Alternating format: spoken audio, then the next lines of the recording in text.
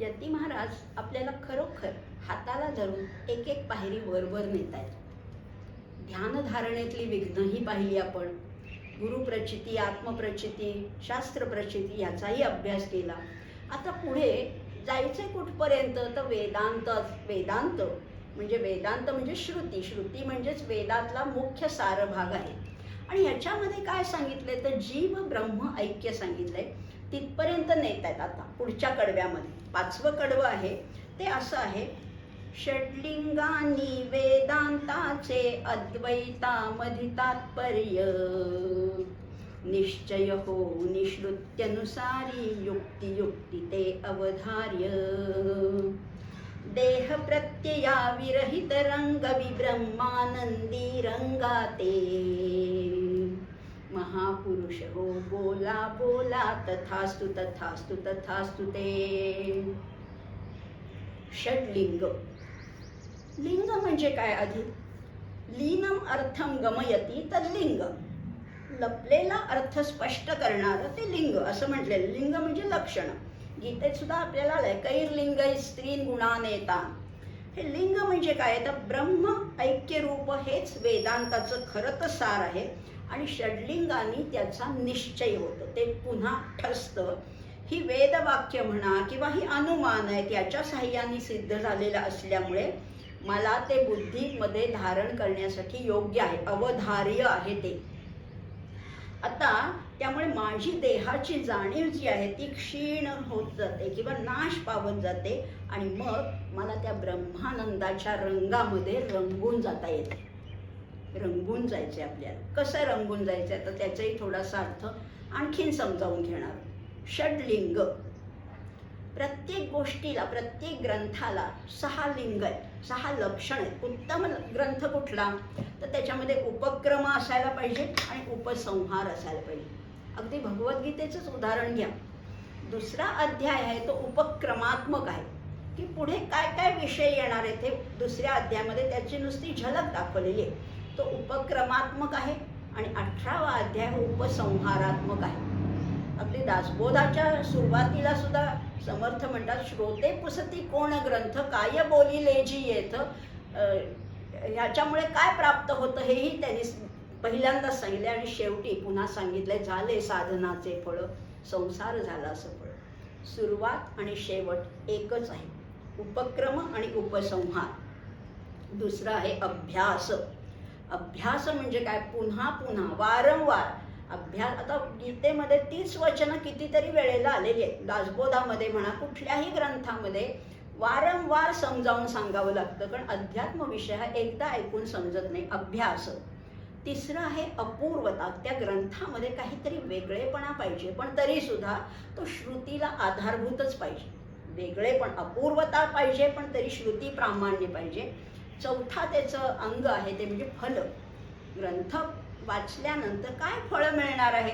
अगदी उपनिषदामध्ये सुद्धा थोडी त्या फलप्राप्ती सांगितली आहे, की बृहदारण्यकामध्ये सुद्धा हा संवाद आलेला आहे. त्यामुळे फलप्राप्ती सुद्धा आहे. 5वं जे लिंग आहे ते अर्थवाद, म्हणजे त्या जो काही अभ्यासाचा विषय आहे किंवा त्या दैवताची पुन्हा पुन्हा स्तुती करणं आहे. आणि शेवटी 6वं आहे ते उपपत्ती, म्हणजे हा जो कार्य कारण भाव आपण आत्ताच पाहिला. कार्य म्हणजे फिनिश्ड प्रॉडक्ट आणि कारण म्हणजे रॉ मटेरियल. ह्यांच्या दोघांमध्ये काय संबंध आहे? तंतू आणि पटामध्ये काय संबंध आहे? माती आणि घटामध्ये काय संबंध आहे? हा सगळा उलगडून दाखवणं ही षड्लिंग आहे. या षड्लिंगानी वेदांताचे अद्वैतामध्ये तात्पर्य. अद्वैत. अद्वैत हे संपूर्ण विश्व हे अद्वैतच आहे खरं तर. नेह नानास्ति किंचन असं उपनिषद वचन आहे. इथे नानात्व नाहीच आहे, इथे विविधता नाहीच आहे. काय आहे मग? सगळीकडे एकच परब्रह्म भरून राहिलेलं आहे. खरंच आहे या संपूर्ण या विश्वामध्ये एकच आहे. काय आहे ते? पूर्ण आहे. ओम पूर्णमदः पूर्णमिदं पूर्णात् पूर्णमुदच्यते. त्या पूर्ण ब्रह्मापासून हे संपूर्ण विश्व निर्माण झालेलं आहे. ब्रह्म हेच सगळ्या जगाचं कारण आहे आणि विश्व हे त्याचं कार्य आहे. या गूढ लपलेल्या अर्थांना स्पष्ट करून देणारं हे षड्लिंग आहे. आणि त्याच्यामध्ये त्याने सांगितलं, देह प्रत्यया विरहित रंगवी. ब्रह्मानंदाचा आनंद जर का, त्याचं सुख जर का अनुभवायचं असेल तर देहाची गरजच नाहीये. देह प्रत्ययाविरहित, देहाने आपण वैषयिक सुख उपभोगू शकतो, पण ब्रह्मानंदाला या देहाची गरजच नाही, त्याच्याही तो पलीकडे गेलेला आहे. असं जर का आपल्याला करता आलं तर भगवंताला, महापुरुषांना हीच प्रार्थना केली की ब्रह्मानंदी मला रंगून जाऊ देत, अशी प्रार्थना केली. आणि निश्चय होऊन श्रुत्यनुसारी युक्ती युक्ती ते अवधार्य, हे जे युक्त आणि अयुक्त आहे हे मला अवधारण करता यायला पाहिजे, बुद्धीमध्ये त्याचा निग्रह करता यायला पाहिजे, असंही म्हटलेलं आहे. पुढच्या कडव्यामध्ये म्हटलेलं आहे, एकमेव सुख निर्गुण साक्षी परब्रह्म जो परमात्मा, जेथ अविद्या स्पर्श नसे तो श्रुती सिद्धांत मम आत्मा, स्वानुभूती हो सिद्धांताची त्या विण दृढता ना येते, महापुरुष हो बोला बोला तथास्तु तथास्तु तथास्तु ते. हे परब्रह्म कसं आहे? एकमेव आहे, अद्वितीय आहे, गुणातीत आहे, सुखरूप आहे, साक्षी आहे. परमात्मा म्हणजेच परब्रह्म आहे आणि तो श्रुतीने सिद्ध केलेला आहे. आणि मी कसा आहे? ज्याच्या ठिकाणी लेशभर देखील अविद्या नाही असा माझा जो कूटस्थ आत्मा आहे तोही तोच आहे. मी नेहमीच सांगते, पोत्यातली साखर आणि वाटीतली साखर काहीच फरक नाही. मोठ्या पातेल्यातलं दूध आणि कपातलं दूध वेगळं नाहीच आहे. तो मोठा आहे, मी लहान आहे, हे सुद्धा आपण आता फक्त समजुतीपुरतं म्हणतोय. याच्यामध्ये मोठा नाही, लहान नाही, बाल नाही, तरुण नाही, वृद्ध नाही, म्हातारा, काहीच भेद नाहीये. जसा तो आहे तसाच मी आहे, फक्त अल्प प्रमाणात आहे, म्हणून मी कूटस्थ आहे. आणि ही श्रुतीने सिद्ध केलेली आहे. मात्र हे मला सगळं शब्दशः कळलं. शब्द पांडित्य पुष्कळ आहे, पण त्याच्यापेक्षा अनुभव श्रेष्ठ आहे. गीता सुद्धा नेहमी वारंवार सांगते, यः पश्यति स पश्यति. आणि तिथे पश्यतीचा अर्थ जो अनुभव घेतो तोच शहाणा. आणि दासबोधामध्ये सुद्धा समर्थ वारंवार म्हणतात, प्रचित पाहेल तो शहाणा. खरंच आहे, यथार्थ ज्ञान व्हायला पाहिजे, तत्वतः ज्ञान. आम्हाला शब्दशः पुष्कळ ज्ञान आहे, खूप ग्रंथ अभ्यासलेत, खूप पदव्या मिळवल्यात, खूप व्याख्यानं दिलेत, त्याचा काहीच उपयोग नाहीये जेव्हा तुम्हाला ते अनुभवाला प्रचित येतं. आणि खरंच आहे, मी आणि तो ह्याच्यामध्ये किंचित सुद्धा अंतर नाही. तो कसा आहे? सत आहे, चित आहे, आनंद आहे. मीही तसाच आहे. भूत भविष्य वर्तमान या तीनही काळी जो अपरिवर्तनीय आहे तो परब्रह्म आहे.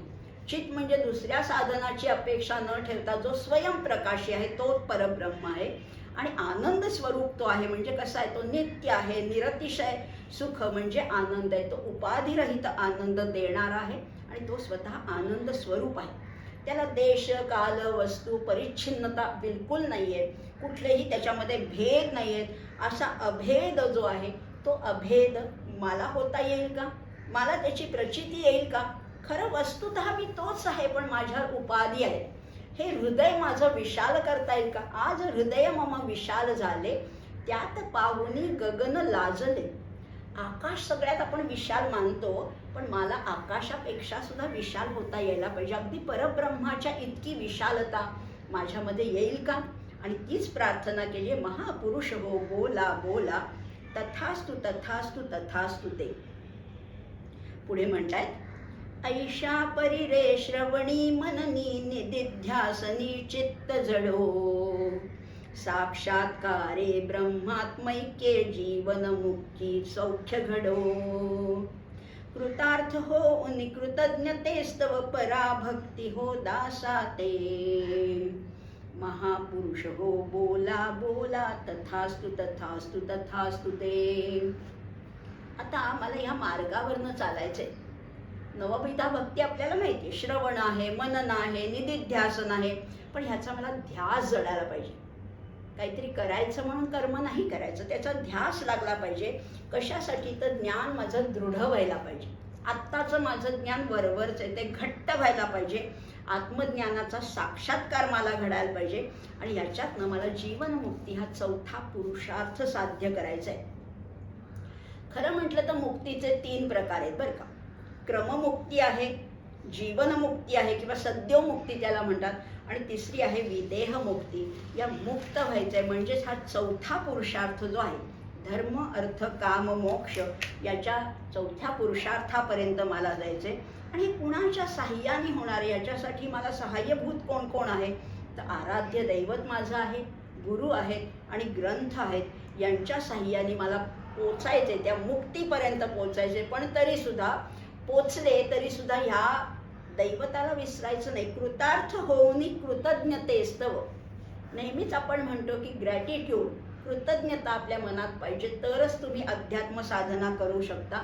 आणि त्या आराध्य दैवतेची पराभक्ती, मला परमप्रीती लाभावी. पराभक्ती हो दासाते. मी दास आहे, मी पामर आहे, मी क्षुद्र आहे, पण तरीसुद्धा मला तिथपर्यंत पोचायचं आहे. आणि ते करत असताना मला सगुणाला सुद्धा विसरून चालणार नाहीये. आणि म्हणून ह्याला तुम्ही महापुरुष हो बोला बोला, तथास्तु तथास्तु तथास्तु ते असं म्हटलेलं आहे. आता पुढे म्हणतात, परमात्मा प्रभु अंतर्यामी नित्य प्रकाशो हृदयात. दृश्या आदि द्रष्टा साक्षी दृष्टी पाहो जगतात. चित्ती जगती परमात्म्या विण अन्य न दर्शन दृष्टी ते. महापुरुष हो बोला बोला, तथास्तु तथास्तु तथास्तु ते. परमात्मा जणू अंतर्यामी. अंतर्यामी मी प्रश्न विचारला, कोहम, मला उत्तर मिळतं सोहम. मी कोण आहे, मम काय आहे, हे जगत काय आहे, या सगळीकडे जेव्हा माझ्या मनामध्ये समभाव येईल, सगळीकडे समभाव, ज्याला आपल्याला गीतेमध्ये सुद्धा आत्मभाव म्हटलेला आहे, हा आत्मभाव यायला पाहिजे. आत्मौपम्य दृष्टी जेव्हा येईल तेव्हा माझी स्थिती कशी होणार आहे. सर्व भूतेषु येनैकं भावमव्ययमीक्षते. सगळ्या भूतमात्रामध्ये मला एकच अव्यय भाव जेव्हा जाणवेल, सर्वत्र समभाव जेव्हा जाणवेल, तेव्हाच मी त्या परमात्म्याशी एकरूप होईल. आणि खऱ्या अर्थाने वरवर नाही, दाखवण्यापुरतं नाही, खऱ्या अर्थाने जेव्हा परमात्मा जणू अंतर्यामी नित्य प्रकाश हृदयात. आत आहेच आहे त्याचा प्रकाश, ज्ञानदीप आतमध्ये लावलेलाच आहे, पण दृश्या आधी द्रष्टा साक्षी दृष्टी पाहो जगतात. हे दृश्य आहे, हे जे दृश्य दिसते, यद दृष्टम तद नष्टम, हे सगळं नाशिवंत आहे. पण दृश्य आधी द्रष्टा, आतमध्ये जो द्रष्टा आहे, तो साक्षी आहे, तो सगळीकडे बघतोय. दृष्टी पाहो जगतात. चित्ती जगती, जे पिंडात आहे तेच ब्रह्मांडात आहे. चित्ती जगती परमात्म्याविण, सगळीकडे एकच परमात्मा भरून राहिलाय. अन्य न दर्शन दृष्टी, ते दुसरं दर्शनच नाही. जसं त्या घटाच्या आतमध्ये सुद्धा आकाश आहे आणि घटाच्या बाहेर सुद्धा आकाश आहे. अंतशून्यो बहिशून्य शून्य कुंभ इवांबरे. आकाशामध्ये एखादा घट ठेवला, त्या वातावरणात इथे एक आपण घडा ठेवला, त्याच्या आतही आकाश आहे आणि बाहेरही आकाश आहे. म्हणजे आतही शून्यच आहे, बाहेरही शून्य आहे. आणि तोच घडा जर का समुद्रात ठेवला, पाण्यामध्ये ठेवला, त्याच्या आतही पाणी आहे आणि बाहेरही पाणी आहे. त्यामुळे असं म्हटलेलं आहे, अंतःपूर्णो बहिःपूर्ण पूर्ण कुंभ इवार नवे. अर्णवामध्ये ठेवला तर आतही पाणी, आतही पूर्ण आहे, बाहेरही पूर्ण आहे. योगी असाच असतो. खरा योगी जो आहे ना, तो असाच असतो. आतमध्ये तो शून्यही आहे आणि पूर्णही आहे. दोन्ही अंगाने तो, त्याला शून्यत्वाकडेही जाता येतं आणि त्याला पूर्णत्वाकडेही जाता येतं. असा योगी आहे. आणि मला असं काहीतरी व्हायचंय. असं होण्यासाठी आता मला काय करायला पाहिजे, साधना उपासना कुठल्या प्रकाराची करायला पाहिजे. यती महाराज पुढे म्हणतात, श्रुतिमातेचे परमनिर्णयी साधित जे का सिद्धांत. अत्युत्तम जी मुक्त लक्षणे मुरोत रोमा रोमात. संचित कर्मे नाशुनी ना हो क्रियमाणाच्या स्पर्शाते. महापुरुष हो बोला बोला, तथास्तु तथास्तु तथास्तु ते.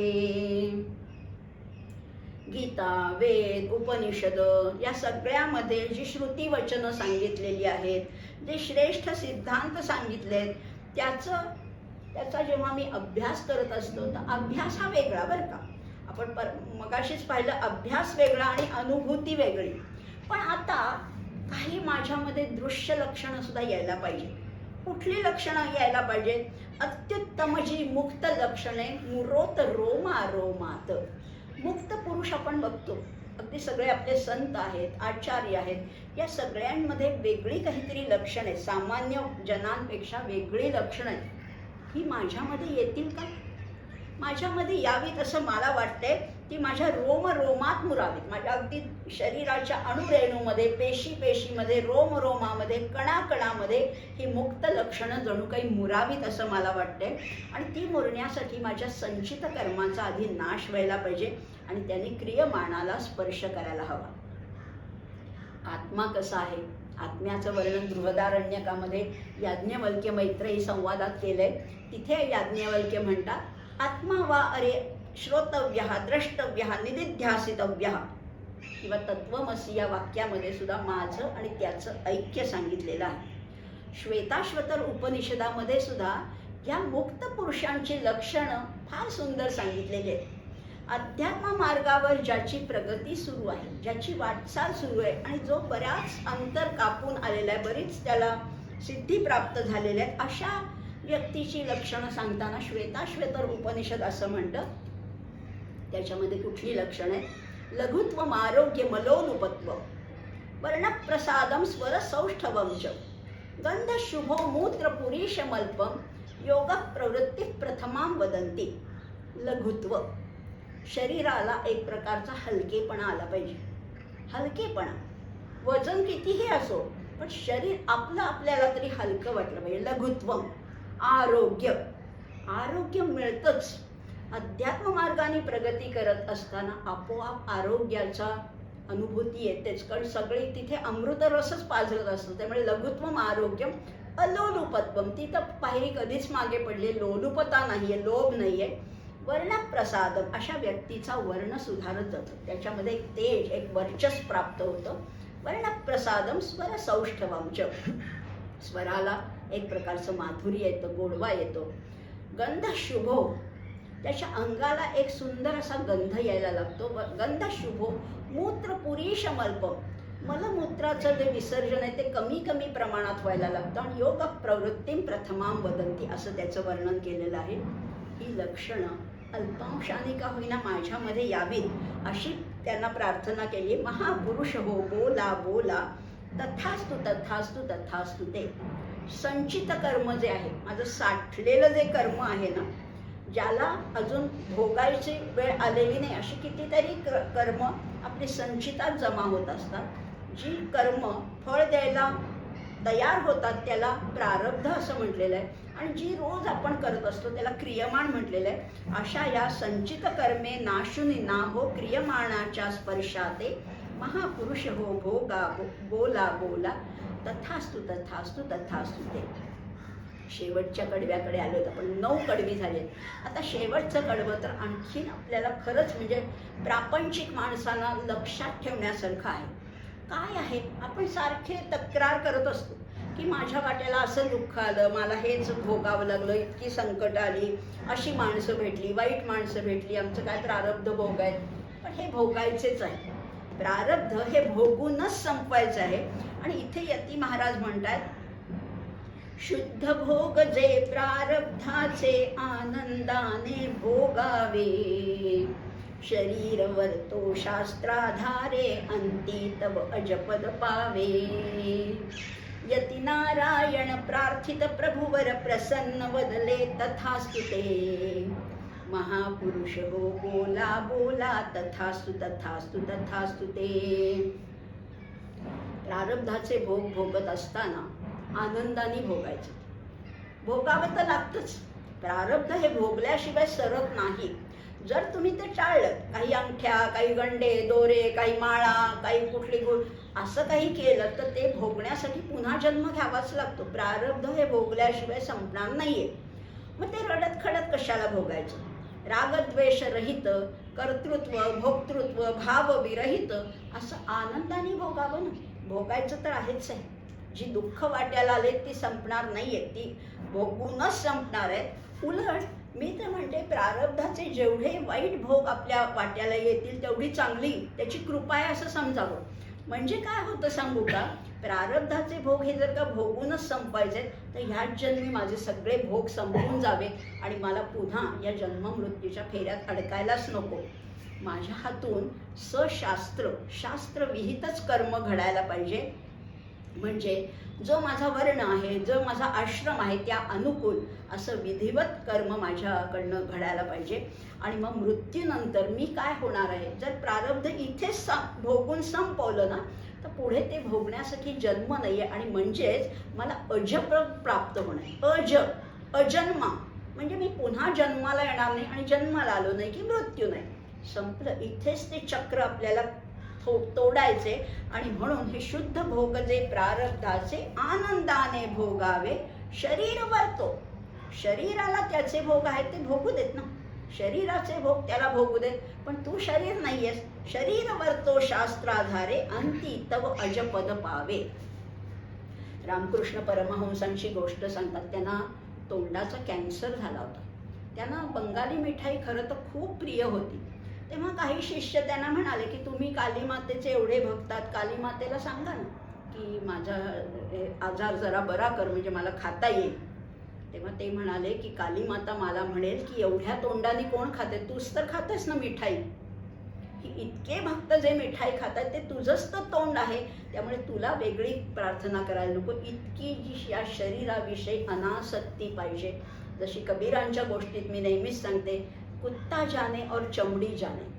इतकी अलिप्तता या शरीरापासून जेव्हा येईल तेव्हा ते अंती तव अजपद पावे. आणि इथे शेवटी यती नारायणाने आपली मुद्रा घातलेली, आपलं नाव त्याच्यात घातलेलं आहे.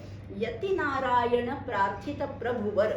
यती नारायण कुणाला प्रार्थना करतात? प्रभुवरांना, गणपती बाप्पाला, गणनाथाला. आणि मग गणनाथ प्रसन्न होऊन म्हणतात, प्रसन्न वदले तथास्तु ते.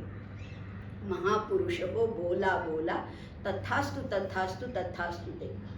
कुठल्याही कर्माबद्दल आपल्या खंत नाही, खेद नाही. असं वागता येईल का? सुख दुःख येणारच आहे.